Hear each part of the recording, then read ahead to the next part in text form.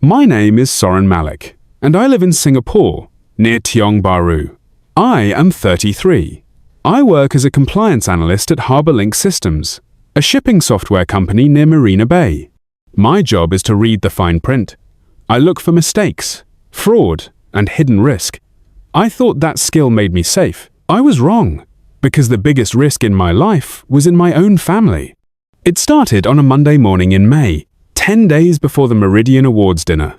My parents planned to accept an award and announce that I was taking over their company. They loved big moments. They wanted the world to see a perfect family. I did not feel perfect. I felt trapped. My father, Hamid Malik, ran Malik Meridian Imports, a trading firm that sold kitchen equipment to hotels. He was 58, with a voice that could cut glass. My mother, Farah Malik, was 55 and always dressed like she was heading to a meeting. She smiled a lot, but her smile never reached her eyes. My younger sister, Yasmin Malik, was 29 and worked in my parents' office as operations lead. That was a fancy name for my parents' loyal guard. Yasmin was sharp, quick, and proud. She also loved to remind me that I left the family when I chose my own career. That Monday, my father told me to meet him at a private bank lounge in Raffles Place. "Bring your ID," he said, "and wear a suit. This is serious." When I arrived, he was already there with my mother, Yasmin, and our family lawyer, Gareth Lyle. Gareth was 46, thin as a ruler, and always smelled like expensive cologne. He talked softly, but his words hit hard. On the table was a folder with a gold clip. My father tapped it with one finger. "You owe us everything," he said. "So today, you will sign this." I opened the folder. It was a personal guarantee for a business loan, 2 million Singapore dollars. My throat went dry. 2 million? Dad, that is not normal. "It is normal for growth," he snapped. "New warehouse, new contracts. You will take over soon, so you will carry your share." My mother leaned forward. "We raised you. We fed you. We put you through school. We paid your rent when you were starting out. You think you got your nice job alone?" Yasmin smirked. "Sign it, Soren. Stop acting like a guest in your own family." I stared at the pages.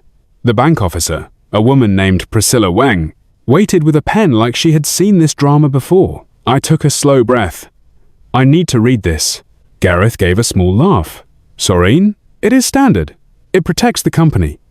"It protects the company," I repeated. "Or it protects you." My father's eyes narrowed. "Don't get clever with me."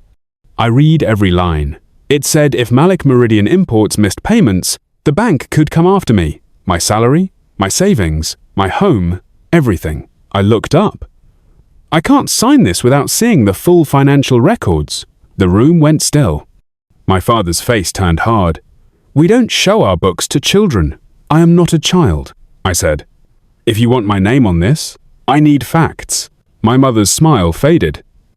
"Facts? The fact is, we are your parents." "That is not a balance sheet," I said. Yasmin's chair scraped the floor. "You are embarrassing us." My father leaned in close. "Family is the only shield. If you break that shield, you will regret it." Priscilla cleared her throat. "Mr. Malik, we can reschedule the signing if you need time." My father shot her a look. "No, he will sign today." I stood up. "I won't sign today." My father slapped the folder. "Then forget the dinner. Forget the stage. Forget the company. You can forget you have a family." I walked out, my ears ringing. The city outside was normal, like nothing had happened. When I got back to my office, I tried to focus. But my mind kept returning to that folder and my father's words. "You owe us everything." That night, I found an envelope slid under my door.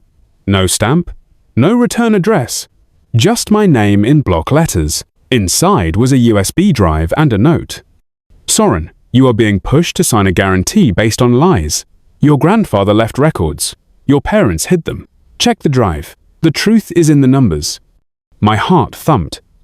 My grandfather, Idris Malik, had died 5 years ago. He was the only person in our family who spoke gently. He used to tell me, "The truth can hide, but it cannot live there forever." After he died, my parents handled everything. They told me there was no inheritance, no trust, nothing. I accepted it because I wanted peace. I sat at my kitchen table, plugged the USB into my laptop, and opened the files. There were scanned documents, old and new, deeds, bank statements, a trust agreement, accounting ledgers. One file hit me like a punch. Malik Family Education Trust, beneficiary, Soren Malik. There was my name, clear as day. The trust started when I was 10. It held money set aside for my schooling. The total, at one point, was more than $800,000. Then there were withdrawals, many, large, signed by Hamid Malik and Farah Malik, labeled as business bridge, inventory emergency, temporary transfer. Temporary, except the balance went down and never came back up. Another file showed the purchase of a small condo in my name when I was 24. I had never heard of it. It was in Queenstown. The mortgage was paid off in full. Then another document showed a transfer. The condo was sold 2 years later. The sale money did not go to me. It went to Malik Meridian Imports. I stared at the screen until my eyes burned. If you are enjoying this story so far, tell me, what do you think about my channel, True Venge Chronicles? Please hit like, subscribe, and turn on notifications. Also, comment where you are watching from, because I read every message. Now, let me get back to what happened next. My parents had been telling me for years that they paid my school and sacrificed for me. But the records said something else. The records said my grandfather paid. The records said my parents spent what he left. That is when I remembered a night from my teens. I asked my father why my grandfather kept so many folders in a metal box. Dad snapped, "Old man habits." Grandpa only smiled and said, "One day you will want to know where every dollar went. When that day comes, read the papers, not the voices." Back then, I laughed. Now it felt like a warning. My parents also told the same story at family dinners. They said they paid for my school with pure sacrifice.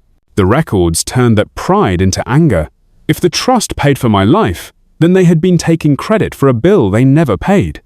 The next morning, I went to the land authority office during lunch. I gave them the address from the documents and asked for a title search. I paid the fee, waited, and received a printed report. It matched the file. The condo had existed. It had been in my name. It had been sold. I had not signed the sale papers. That meant someone had forged my signature. I walked out with that report folded in my pocket like a blade. On the train back, I watched my reflection in the window and did not recognize myself. I kept thinking, if they forged my name once, what else did they sign for me? By the time I reached Marina Bay, I had one rule. I would not confront them until I had the full trail. My stomach twisted. This was not just family pressure. This was crime. I needed help, but I could not go to my parents. I could not go to Yasmin, and I could not go to Gareth because he was part of it. So I went to the one person at work I trusted with hard truths. Her name was Dr. Celeste Aurora. She was our internal audit lead, 39, calm, and famous for two things: catching fraud and not caring who got angry. She spoke like every sentence had a spine. I asked if she could meet me after work, off-site. We sat in a quiet coffee shop near Robertson Quay. I slid my laptop across the table. "I need you to look at something," I said.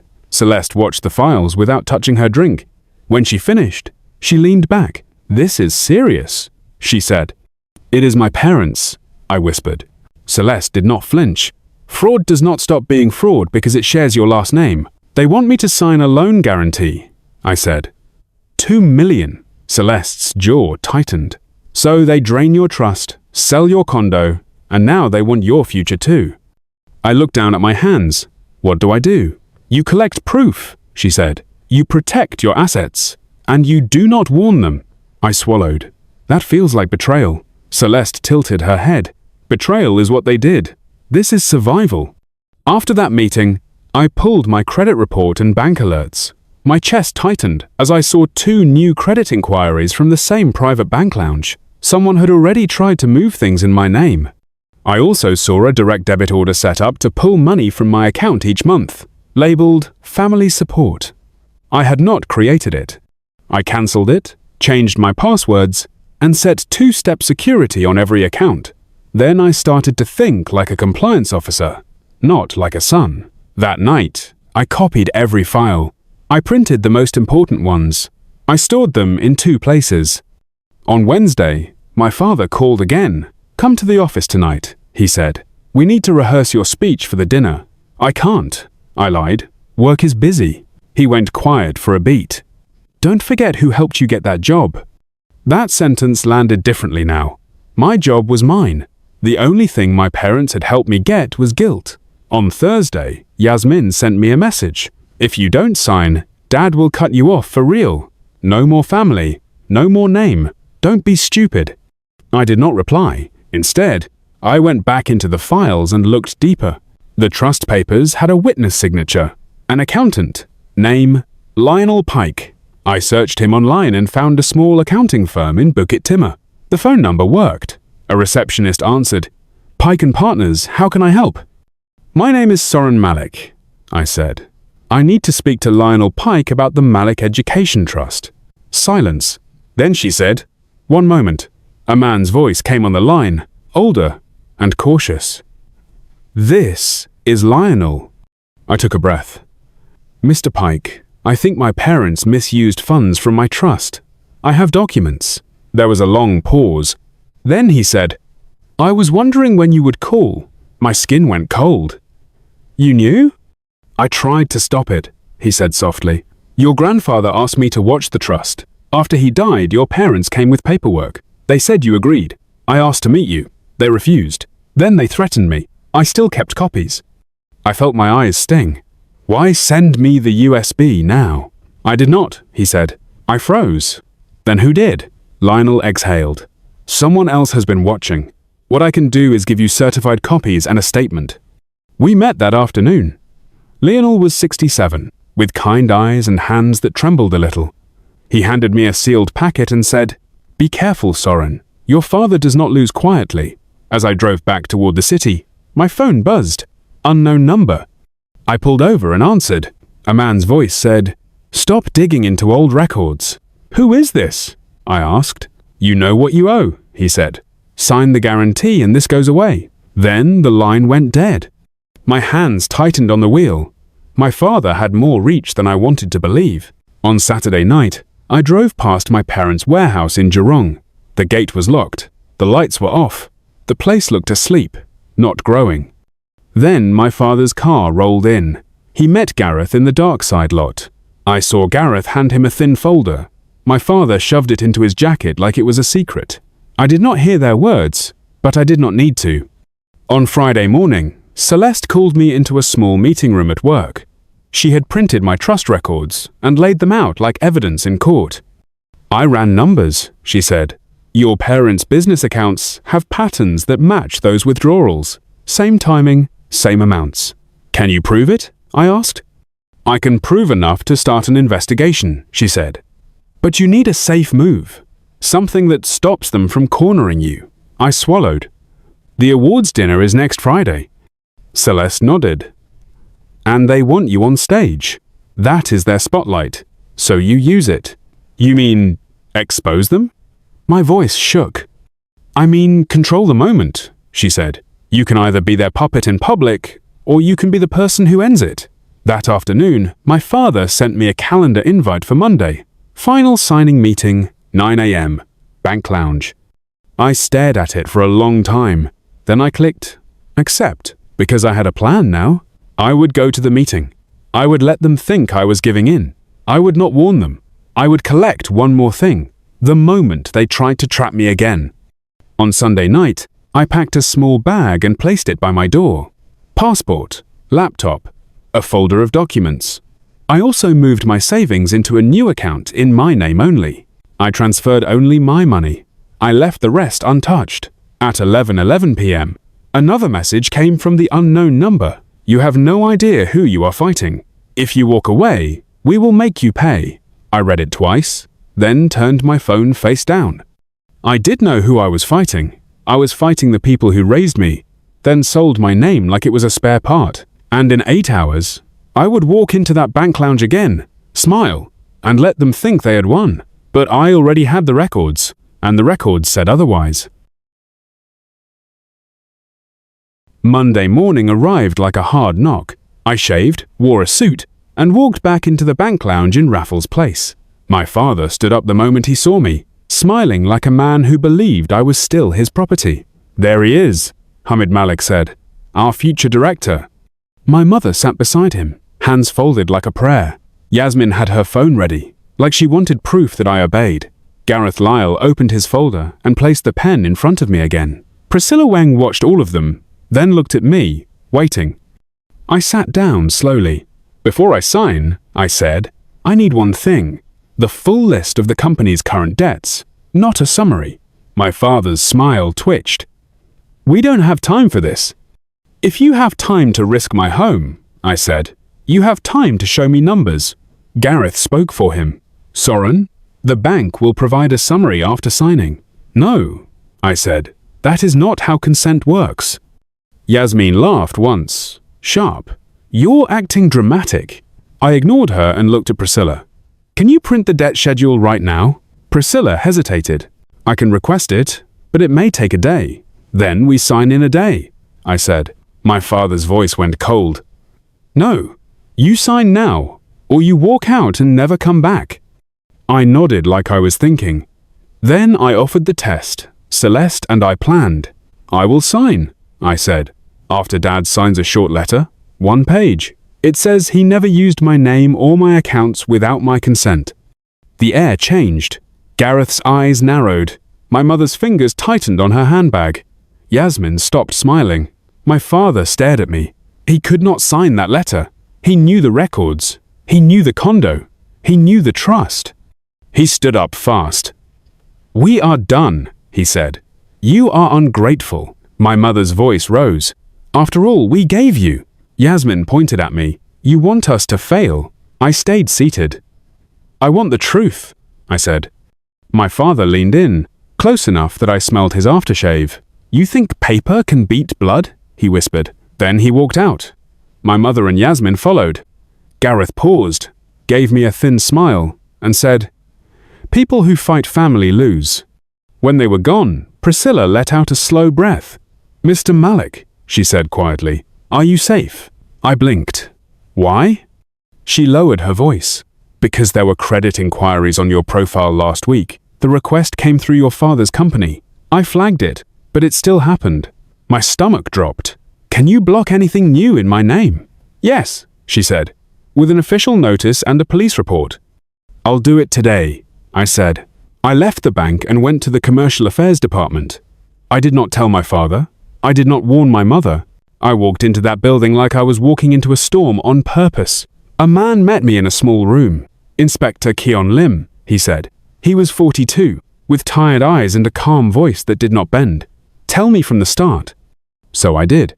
The USB, the trust withdrawals, the condo I never knew, the forged sale, the threats, Lionel Pike's certified packet, the pressure to sign a guarantee. Inspector Lim read in silence. When he finished, he looked up and said, "This is not a family argument. This is financial abuse." Hearing someone else say it made my chest tighten. He wrote notes, then slid a form across the table. "We will open a case. We will request records from the bank and the land authority. Until then, do not meet them alone. Do not sign anything." I nodded. "They have a big awards dinner on Friday," I said. "They want me on stage." Inspector Lim's eyes narrowed. "Then they want a shield. You do not give them one." After I left, I called Celeste Aurora. She was my audit lead at Harbour Link Systems, 39, calm and fearless. She had helped me turn pain into a clean timeline. "I filed the report," I told her. "Good," she said. "Now we lock the facts in place." For the next days, I lived in two worlds. At work, I acted normal. I reviewed compliance tickets, answered emails, and smiled at coworkers. Inside, I was counting dates and amounts like they were my heartbeat. Celeste matched trust withdrawals to my father's company books. Same weeks, same totals, same vendor codes. It was ugly, but it was clear. On Wednesday afternoon, my neighbor texted me. "Your mum and sister are outside your door." I stayed away for 1 hour. I sat in a cafe across the street and watched the hallway camera feed on my phone because my building had a shared system. Farah, Malik and Yasmin stood at my door, dressed like they were going to an event. Yasmin carried a folder. My mother cried, but her shoulders were stiff, like she was performing. When I finally walked up, Yasmin saw me first. "There you are," she snapped. "Where have you been hiding?" "Working," I said. My mother rushed forward and grabbed my arm. "Soren, please," she begged. "Just sign, and we can move on. The dinner is in 2 days. People are watching us. People are watching us." That was her real fear. I pulled my arm free. "I filed a report," I said. "About the trust and the condo." My mother froze. Yasmin's face went pale for half a second, then turned angry. "You did not," my mother said. "I did," I replied. "Because the records are real." Yasmin lifted the folder. "Then sign this," she said. "A family agreement. You walk away, and you get nothing. Not the name, not the business." I took the folder and opened it. It was a confession written for me. It said my parents paid for everything. If you are enjoying this story so far, tell me, what do you think about my channel True Venge Chronicles? Please hit like, subscribe, and turn on notifications. Also, comment where you are watching from, because I read every message. Now, let me get back to what happened next. It said I owed them. It said I promised to stay quiet. At the bottom was a line for my signature. I closed it and handed it back. No, my mother's tears stopped. Her face hardened. "Then you are dead to us." It should have hurt more than it did. Instead, it felt like a door closing on its own. "Okay," I said. I walked into my flat, shut the door, and locked it. My hands shook. Then I did what Celeste told me to do. I moved. That night, I packed a small bag and checked into a hotel in Sentosa under my middle name. I asked for privacy and no calls. I shared my location with Inspector Lim and Celeste. I also shared it with one trusted co-worker, Rowan Velez, 35, a systems engineer who kept his promises. Rowan wrote back, "Stay quiet, stay safe." Thursday morning, my phone lit up with missed calls from my father. Then a message, "Come home tonight, or you will regret it." I forwarded it to Inspector Lim. Then I sent emails, careful and short, with facts attached. I emailed the Meridian Awards Committee and warned them that my parents' company was under investigation. I emailed the bank's fraud unit with my report number and asked them to freeze any use of my name tied to Malik Meridian imports. I did not add drama. I added records. At noon, Celeste called. "The awards committee wants a meeting," she said. "They are worried." "Good," I replied. "They should be." That evening, Rowan came to my hotel and handed me a small door alarm. "Use this," he said. I tried to smile. "You think they'll come here?" Rowan's face stayed serious. "I think they'll try anything." At 1:12 a.m., the alarm chirped. My whole body went cold. Someone touched my door handle again, slow and careful. I did not move. I did not speak. I hit record on my phone and called Inspector Lim, holding the phone close to the door. A low voice whispered outside, "Open up, Soren." It was Gareth. Then my father's voice, rough. "Open the door. We can fix this." I held my breath and kept recording. Gareth spoke again. "Sign the agreement, or we tell your company you stole from your parents. We ruin you." My mother's voice came next, sweet like honey. "Please, Soren, just talk." Yasmin hissed. "He's in there. I know it." My hands shook, but I did not open the door. I did not answer. I let their words hang in the air like smoke. Inspector Lim's voice came through the phone.